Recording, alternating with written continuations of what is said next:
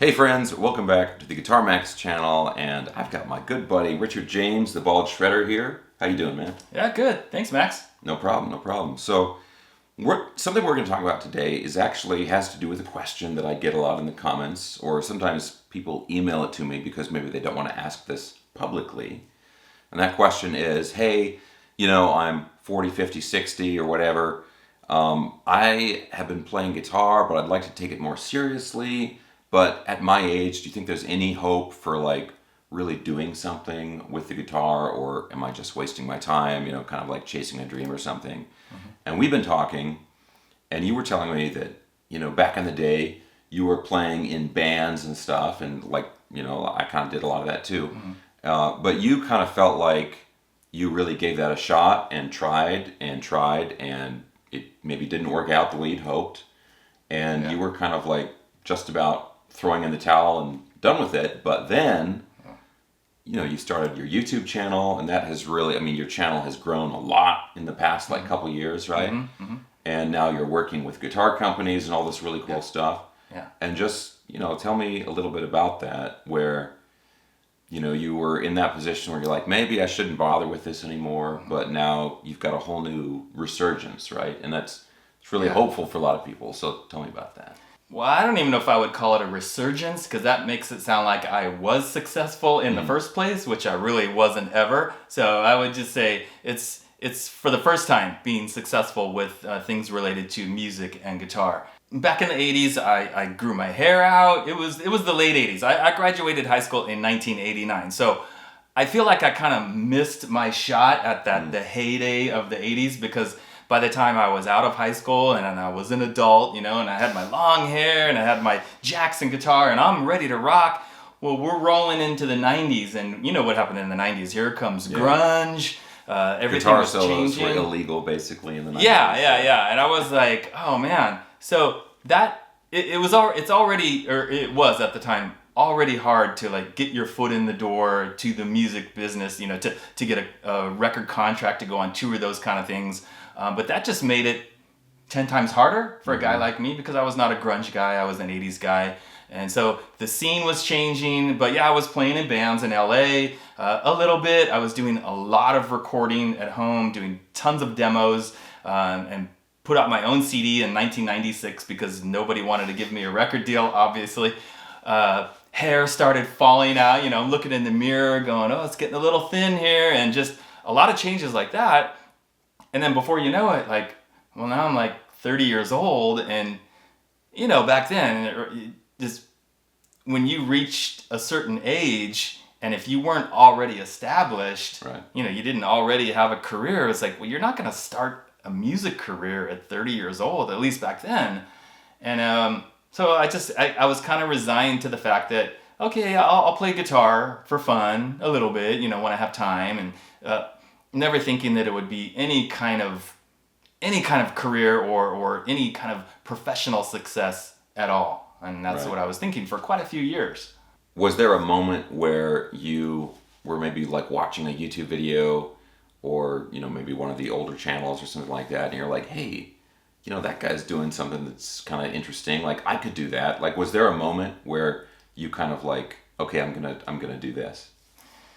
I had been watching you for quite a while, and other guitar YouTubers, and seeing like, wow, these guys are getting so many views, tens of thousands of views on these guitar videos, and thinking, I think I could do that.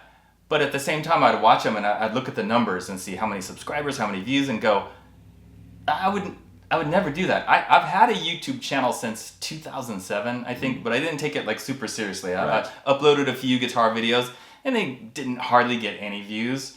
And I was just of the opinion that like, well, it's impossible. I don't know how those guys get those views. That's not something that I could ever do. So again, it was like, I was on YouTube and I'd upload something every once in a while, but never really thought like, oh, I could even have like a smidgen of success. But then something happened. Being that you're here, that something that happened was you. Right. So a few years ago, a little over 3 years ago maybe, you decided to have a guitar shred contest, guitar solo contest. And I still remember what happened. I saw your video announcing it. And it was one of those things where I saw it and I was like, there's going to be a million guys that are just amazing. I would have no chance. Why should I even waste my time making a video? Okay. And then my friend, Lester Mitchell, you know Lester, yeah, right? Lester, yeah. Yeah, a good friend. We talk all the time. He sent me a message like either that day or the next day. And he's like, hey man, did you see Guitar Max's video about the guitar solo contest? And I was like, yeah. And he's like, you should do it, man. I go, yeah, I'm never gonna win. I have no. He's like, you never know. He's very positive, very encouraging. Right. It's just the way he is. And I thought, okay, Lester is encouraging me to do it, and he's gonna do it. I was like, okay, I'll do it. I'll make a video. I don't expect anything, but I'll just do my best and I'll make a video. So, long story short, I know too late. I made the video, and you picked your 5 winners, the top 5, and I ended up getting first place. And it's so. I always think of it like this. It's like, it's really because of you and Lester. Because I don't know if I would have done the video if he hadn't said, pushed me and said, hey man, do that. Yeah, do it. You never know. So the contest needed to be there, which he did. Lester needed to push me, and he did. And then I made the video, and then I won the contest. And then it was like, Now what? Yeah, it was like, okay, now let's see if I can actually make this into something. Right. And I looked at what you were doing, and it's like how successful it was, and I thought I could do things like that maybe, and I tried a lot of different kind of videos, funny videos, guitar review videos, music news videos, and it was not like instant success even after I won the guitar contest. Of course, yeah. Yeah. In fact, I remember thinking at the time, like when I knew I won and I saw the video announcing that I won, that like, wow, my channel's gonna like explode, and I'm gonna get like 10,000 new subscribers. Right. It didn't happen. Yeah. It didn't happen at all. I mean, I did get some new subscribers, which was great. But yeah, after that, it was just like very slow growth. And it's just a lot of work, a lot of effort to kind of over the past few years to just kind of grow and grow and grow and grow, and then to end up where I am now, which is like 23,000 subscribers, something like that. Yeah. Well, you're listing like me and the contest and Lester, but the huge ingredient that you didn't mention is that you actually had the chops to win the contest. Yeah. So it wasn't like it was a random, like sweepstakes. Right. You didn't pick a name out of a hat. Yeah. I mean, so all of the work that you had done in terms of practicing leading up to that, I mean, that was kind of like, if you hadn't done that, you wouldn't have won the contest. Of course. So that's, I mean, I think sometimes on YouTube, people focus on like, oh, well, you got to have this really great, engaging, funny personality, and you got to have amazing like camera equipment and all this stuff. And it's like, well, you still, like, if you're making guitar videos, you still got to be able to play guitar. Right. And it's, it's like, yeah, you can't only do that, it's a balance of the other things too. But, I mean, I think like with the music industry today, in some ways, going the route of a content creator, in some ways that is a more reliable path to success than I'm gonna make it in my band kind of thing. I mean, like the old thing about like, hey, let's get the guys together, man, and we're gonna rehearse in the garage, and we're gonna play a local show, and there's gonna be a talent scout, and he's gonna see us, and we're gonna get signed to a big label. Like, I hate to say it, it's such a great fantasy, but at this point, that's really what it is. It's just times have changed drastically. Yes. I mean, that's the way it was back in the day, the 80s and 90s, and that's where my thinking was back then.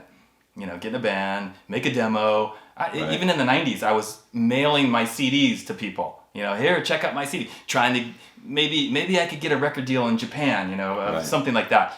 But now, because of YouTube and social media, Instagram, whatever, you have all these guys on Instagram that are amazing players, and basically with social media, we've cut out the middleman. Yes. You don't have to get somebody, you're not trying to get a deal to somebody to say, oh yeah, we're going to sign a deal and then we'll release your product.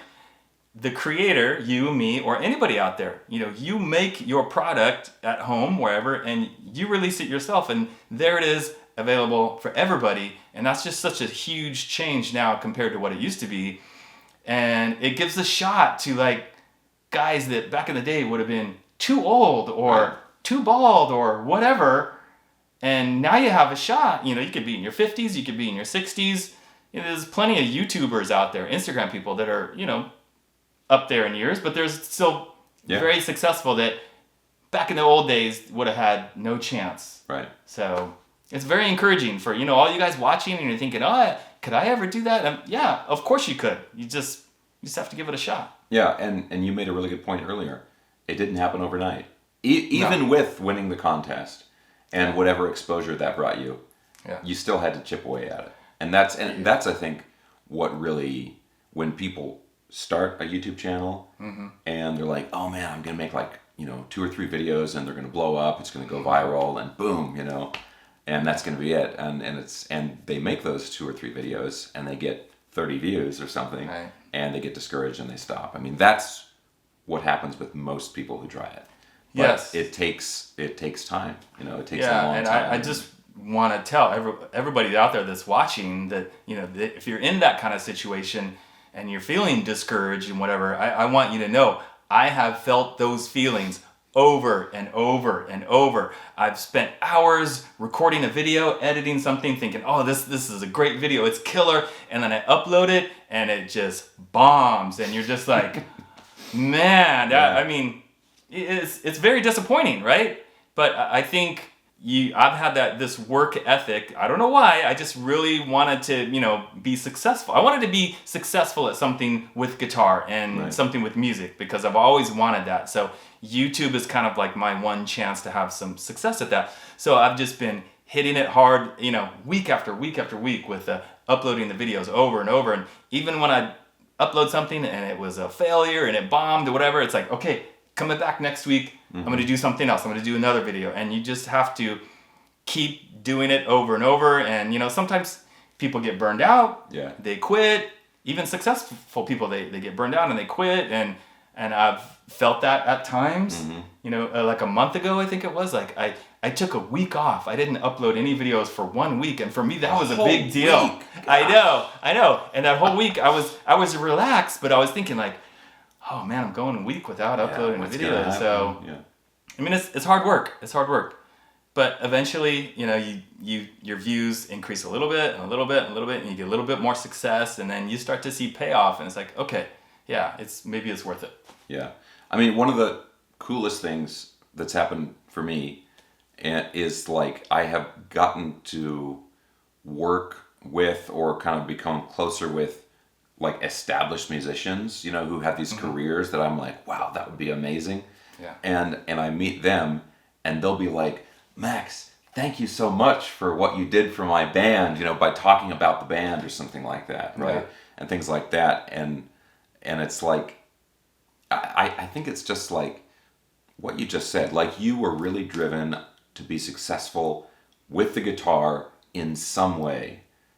I don't think it really matters that much if it's you want to be a studio musician, you want to be on tour like a hired gun, you want to do original music, you want to do a really successful cover band and like play on cruise ships, or you want to be on YouTube. Like, who cares? Like, if as long as you're playing guitar, you're playing the instrument, and you enjoy that, and there's an audience there in some way, I think that's a win.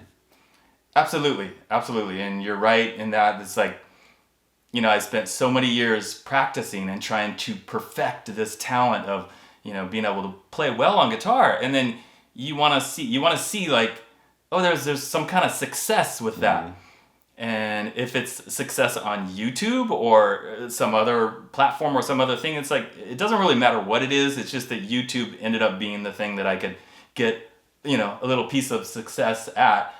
And then that makes me feel like, okay, yeah, maybe all those years of like woodshedding and practicing, and there is kind of a payoff for it, and you feel like, okay, yeah, I found some success somewhere. I did it. Yeah, totally. Yeah, it eventually, I think, if people stick with it and they're willing to experiment, like learn from their mistakes, or like, well, this didn't work, so I'm going to try this angle instead. I think there's always hope for success. Definitely. Yeah. Yeah. So guys, don't give up, man. Just keep doing it. Keep hammering away. Don't give up. Well, dude, thank you so much Yeah, thank you. talking with me. And guys, obviously, if you enjoy these videos and you're not already subscribed to both Guitar Max and the Bald Shredder, consider subscribing right now. And as usual, thumbs up, and we'll see you soon.